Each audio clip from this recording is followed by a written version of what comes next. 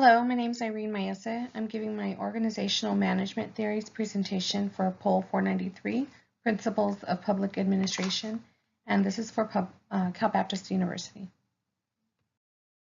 The first theory that we'll look at is Wilson's dichotomy. Woodrow Wilson was concerned with keeping the process of administration separate from politics in general. The main reason, according to Wilson, was that politics could possibly corrupt the administrative process. The politics are, in a sense, the foundation of what the administrative tasks become. However, the administrative processes should not be the controlling factor for how the administrative tasks are performed. It is the responsibility of the politicians to discuss, debate, and decide the ins and outs of policies. But policies should be implemented and overseen by the administrative agencies.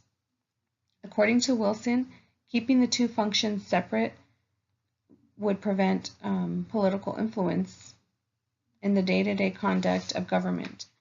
Policy implementation works along the lines of this theory.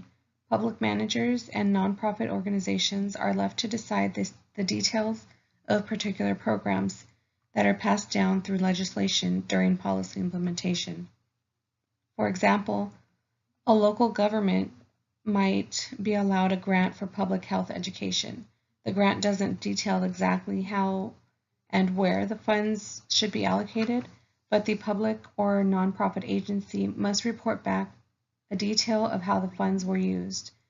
The administrative agency would decide how to put the funds to use. Some examples might be efforts on community outreach and the procurement of goods and services to aid in the efforts of providing health education to local communities. Next, we have Taylor's scientific management theory. Frederick W. Taylor developed the scientific management theory, which was primarily focused on carefully defined laws, rules, and principles as they relate to organization and management. The individual worker and what might allow the worker to become more efficient was Taylor's first focus. Taylor designed detailed measurements of time and motion in order to find out what would help the worker to become more efficient. His goal was to evaluate the worker's environment, their tools, and their resources to get the job done. Where the tools and resources are located within the worker's environment, and he would then develop a way to reorganize the worker's environment in order to get the most out of the worker. There are many modern-day examples of this theory. From a personal perspective, as a public employee for Riverside County, I've seen many organizational changes that relate to this theory. Recently, the county implemented an e-procurement system that allows opportunities for departments and agencies to have a more streamlined approach to their procurement needs. The system relieves the tedious paper trail and need to physically route a piece of paper through various approvals and allows the staff, managers, and even the vendors to electronically manage different types of buys, from small office supplies to large professional service contracts. It saves time and money for everyone involved. Next, we have Gulick's Poscord. As it relates to functions of management, Luther Gulick identified a list of general functions that he's seen as essential to managers to perform if they wanted their organizations to be managed effectively.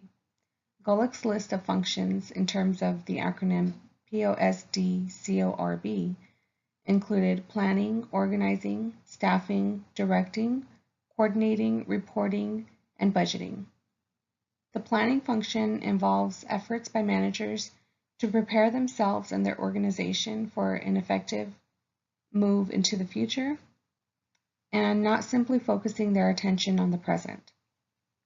Staffing an organization includes acquiring the right personnel, training them and developing them to perform the activities of the organization, and having the responsibility of effectively staffing an organization requires skills in communication, motivation, and quality decision-making. Directing an organization involves leading the staff in the direction that is intended for the organization to run effectively, motivating the staff to keep moving forward in the right direction, and changing processes when it's apparent that a change is in the best interest of the organization. Coordinating requires skills in problem solving, communicating, and negotiating. There are different people in different places that perform different functions for an organization, and the managers must use their resources and creativity to coordinate each component to make the organization run in the way that it was intended to. Analyzing and keeping records of an organization's activities and performance are part of the reporting function.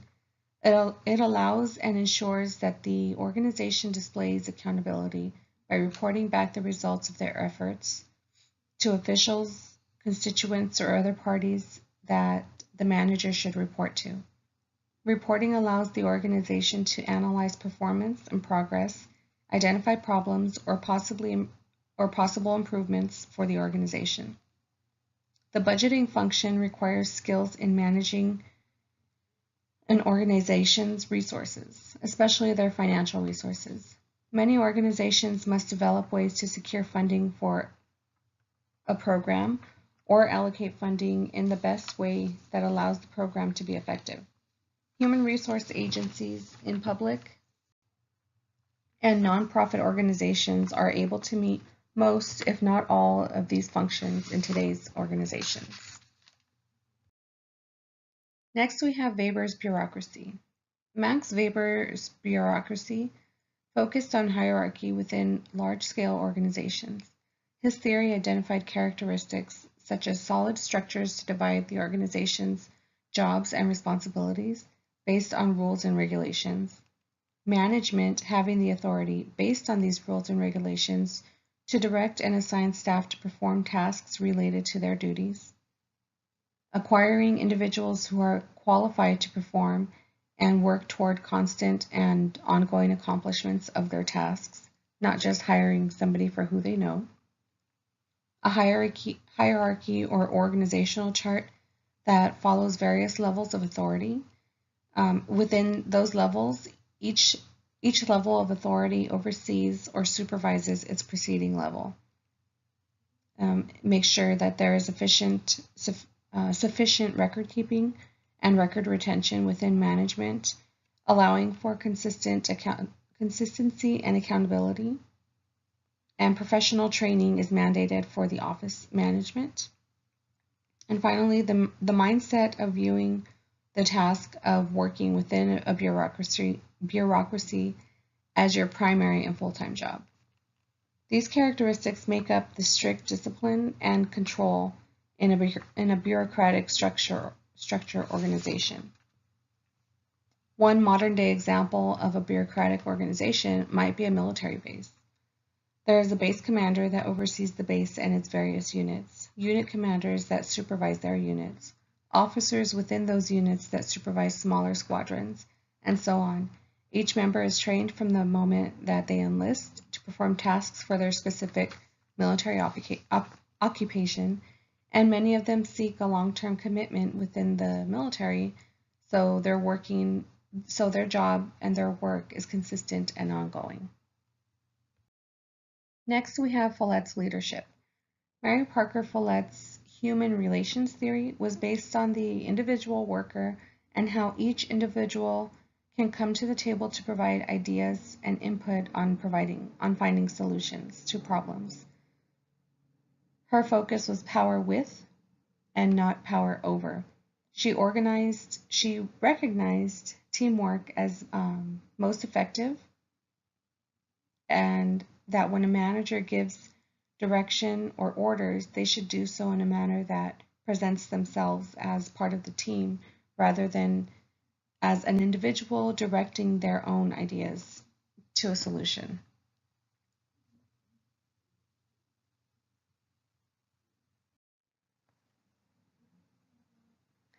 Coming from the public sector and working in different departments for Riverside County, I've seen that no matter which department that I've personally worked for, there have been staff meetings that are always included at least once a month within each department. And those staff meetings are always held, for the most part, are held to allow input for all of the staff to find solutions on different projects or different issues that the departments are facing. And it's kind of a roundtable discussion that allows for input from everyone rather than the supervisor, the manager, or the director of the department to just give their own input and direction based on their ideas rather than the team as a whole. And finally, we have Simon's bounded rationality. Herbert Simon's theory focused on the information that we lack in decision making and our emotions getting in the way of us seeing clearly, and as a result, we go with the satisficing or selecting the first available option that is most satisfactory to us. Simon's theory suggests that humans are limited in their ability to solve complex problems, which is the reason why organizations exist. He suggests that humans tend to accept decisions that are made for them by their superiors. They're offered certain incentives that, in a sense, molds the individual's way of thinking or their rationale, and they become doers rather than doing nothing. In the end, the worker's main objective becomes performing tasks to simply satisfy their superior. In closing, I wanted to include the following quote from Woodrow Wilson that I thought would be appropriate for this presentation and for the class in general. Government ought to be all outside and not inside. Everybody knows that corruption thrives in secret places and avoids public places, and we believe it a fair presumption that secrecy means impropriety. I welcome any feedback on my presentation, and I thank you for your time.